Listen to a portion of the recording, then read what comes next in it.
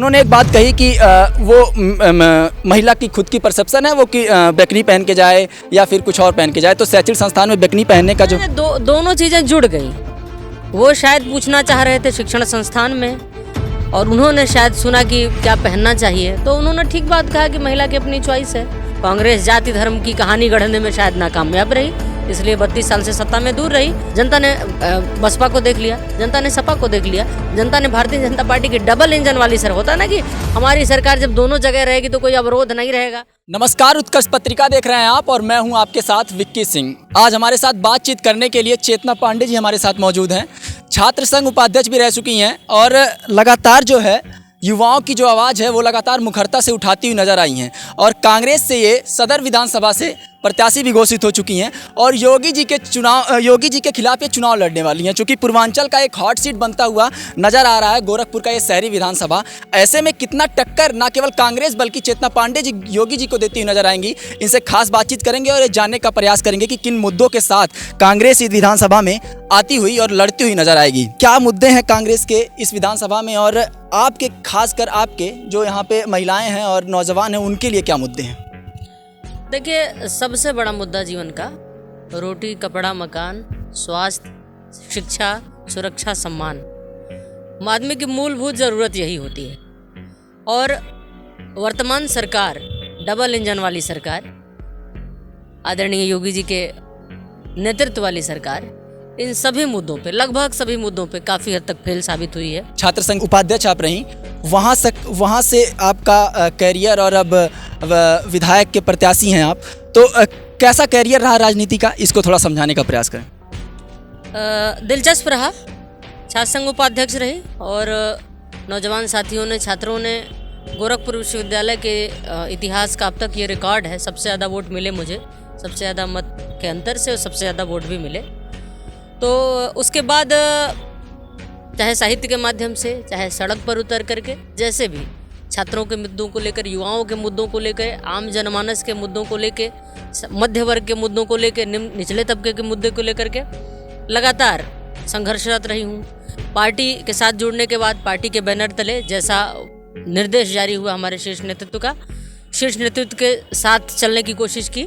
हमारे शीर्ष के नेताओं ने भी संघर्ष किया, हम सभी छोटे कार्यकर्ताओं ने भी संघर्ष किया और मैं ये कह सकती हूँ पूरे दावे के साथ कि विगत 5 सालों में ज़मीन पर उतर के आम जनमानस के मुद्दों को लेकर के, चाहे वो बेरोजगारी का मामला हो, चाहे वो महिला सुरक्षा का मामला हो, चाहे कानून व्यवस्था का मामला हो, या किसी भी तरह की जो आम जनमानस से जुड़ी समस्या होती है, इन मुद्दों पर सबसे ज़्यादा संघर्ष अगर किसी ने किया है तो कांग्रेस ने किया है। और सौभाग्य से मैं इस पार्टी के साथ हूँ।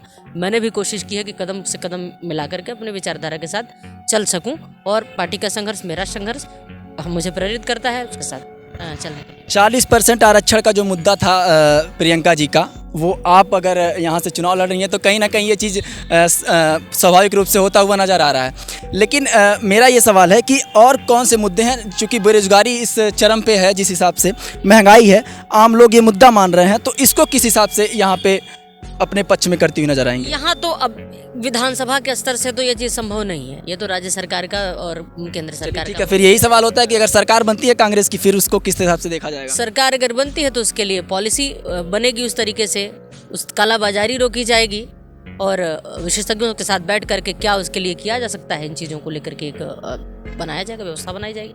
2 दिन पहले उन्नति विधान पत्र भी जारी हो गया है, किन मुद्दों को उठाया गया है? कई मुद्दे हैं, एम्प्लॉयमेंट को लेके हैं और महिलाओं के मतलब आप कह सकते हैं वुमेन एम्पावरमेंट को लेके तमाम मुद्दे हैं और हर सेक्टर के से जुड़े हुए मुद्दे हैं, किसानों को लेके जुड़े हुए जो लगातार है। बिल्कुल एक चीज़ शायद भूल नहीं है आप कि उस विधान पत्र में ये भी कहा गया है कि योगी जी गाय को अपना गाय जी को माता मानते हैं और है भी, लेकिन उतना बेहतर काम जो है वो कहीं ना कहीं ज़मीनी स्तर पे नहीं नज़र आता है। मेरा सवाल ये है कि कांग्रेस ने अपने उन्नति विधान पत्र में ये बात कही है कि गोबर को 2 रुपया प्रति किलो हिसाब से खरीदा जाएगा, तो निश्चित तौर पर ये बड़ा परिवर्तन होगा और जो लोग मवेशियों को पालते हैं उनको एक अलग दृष्टि से, एक अलग तरीके का मतलब उसमें लाभ नजर आएगा, तो और पशुओं के प्रति उनका मतलब और ज़्यादा वो ध्यान रखेंगे और मुझे लगता है कि परिवर्तनकारी काम होगा। एक 2-4 दिन पहले कर्नाटक में एक शैक्षणिक संस्थान में अभी एक मामला था हिजाब वाला, और 2 दिन पहले जब प्रेस कॉन्फ्रेंस कर रही थी प्रियंका गांधी, तो उससे किसी पत्रकार भाई ने एक सवाल किया कि कितना बेहतर है शैक्षणिक संस्थान में हिजाब को पहनना या स्कार्फ लगाना। वो तो उन्होंने एक बात कही कि वो महिला की खुद की परसेप्शन है वो कि बेकनी पहन के जाए या फिर कुछ और पहन के जाए, तो शैक्षणिक संस्थान में बेकनी पहनने का जो दोनों चीज़ें जुड़ गई। वो शायद पूछना चाह रहे थे शिक्षण संस्थान में, और उन्होंने शायद सुना कि क्या पहनना चाहिए, तो उन्होंने ठीक बात कहा कि महिला की अपनी चॉइस है। शिक्षण एक अलग तेवर था, एक आक्रोश था। हाँ, आक्रोश तो था ही, लेकिन मुझे लगता है समझने में कहीं कोई फर्क पड़ा है। बिकनी पहन के कोई स्कूल क्यों जाएगा, ये तो कोई सवाल ही नहीं है। हाँ, तो उन्होंने उसके संदर्भ में नहीं कहा था, ये जरूर कहा था कि महिलाओं का अधिकार है कि वो कहाँ क्या पहने, और बिकनी पहनने वाली जगह में बिकनी पहनी ही जा रही है। बिकनी हमारे यहाँ असंवैधानिक तो है नहीं, अवैध तो है नहीं। चलिए ठीक है, अब योगी जी के ऊपर आ जाते हैं, क्योंकि 5 बार से सांसद थे और अब जो है पहली बार विधानसभा का चुनाव लड़ रहे हैं। कितना टक्कर देती हुई नजर आएंगी आप यहाँ पर इस विधानसभा में? और हम अभी कांग्रेस की बात नहीं, आप एक खुद की बात आपकी कर रहा हूँ कि इस विधानसभा में कितना टक्कर देती हुई नजर आएंगी, क्योंकि सपा भी है और सबसे पुरानी पार्टी से आप दामन थामी हुई हैं, तो कितना टक्कर देती हुई नजर आएंगी इस बार? इसमें तो कोई दो राय है ही नहीं कि मुख्यमंत्री हैं, तो स्वाभाविक सी बात है कि उस लिहाज से उनकी दावेदारी मजबूत है। लेकिन जैसे कोई किसी को कहीं स्थापित करता है, किसी नेता का चयन किया जाता है, चाहे वो विधायक के रूप में, सांसद के रूप में, या फिर आगे चल के वही मुख्यमंत्री प्रधानमंत्री बनता है, तो जनता क्या है, जनता उम्मीदें बोती है अपने प्रतिनिधि से, जनता उम्मीदें करती है, और जब वो उम्मीदें पूरी नहीं होती हैं तो निराशा होती है, और जब निराशा होती है तो फिर प्रतिक्रिया होती है। और मुझे लगता है कि माननीय मुख्यमंत्री जी, चूँकि उत्तर प्रदेश की सत्ता के शीर्ष अभी आपने कहा कि निराशा होती है तो प्रतिक्रिया होती है। योगी जी 2-4 दिन पहले यहाँ पे आए थे जब नामांकन दाखिल करने, तो डोर टू डोर कैंपेन कर रहे थे, और इस दौरान वो मोहद्दीपुर गए और सिख समुदाय में थोड़ा सा बातचीत करने के लिए वो गए।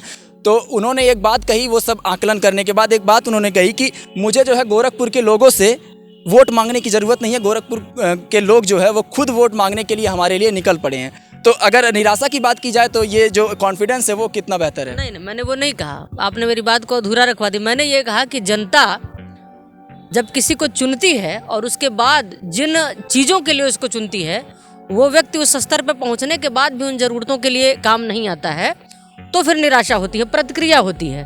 तो माननीय मुख्यमंत्री जी सांसद रह लिए, लगातार मुख्यमंत्री रह लिए, और आप बड़ी अच्छी तरह जानते हैं, आपने कवर भी किया होगा कि 4 महीने ये शहर कैसे तालाब बन जाता है।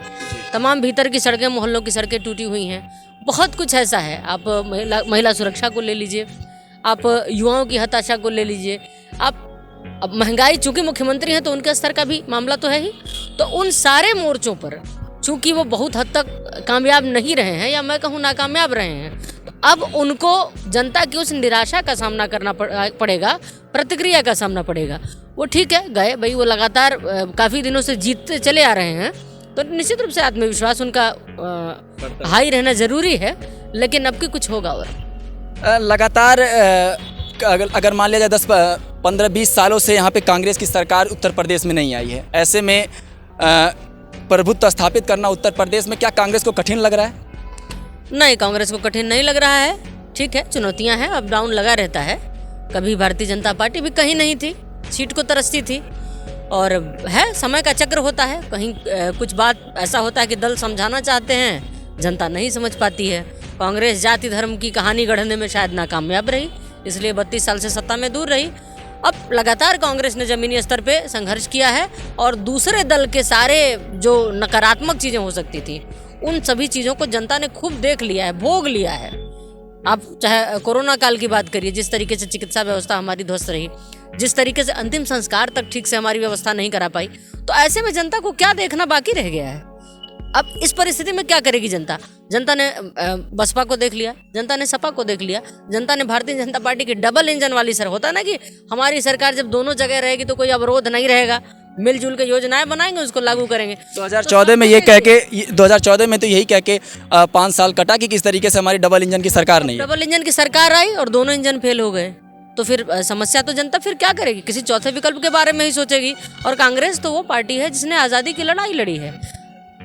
उसके बाद फिर चुनाव लड़ने का नंबर आया, सरकार बनाने का नंबर आया। जब वो लोग आज़ादी की लड़ाई लड़ रहे होंगे तो ऐसा तो था नहीं कि किसको क्या बनना है। वो तो एक संकल्प था कि हमको देश के लिए काम करना है, उन्होंने किया। तो मुझे लगता है फिर कांग्रेस का नंबर आ गया है। लेकिन उत्तर प्रदेश की राजनीति ध्रुवीकरण की राजनीति होती है, जाति के ऊपर राजनीति होती है। भाजपा को कहा जाता है कि जाति के ऊपर, हिंदुत्व के ऊपर केवल बोलती है, और 2 4 5 अगर जाति, हिंदुत्व और राष्ट्रवाद को छोड़ दिया जाए तो भाजपा बोलने में विफल रहेगी। कितना मानती हैं इसको? सही बात है।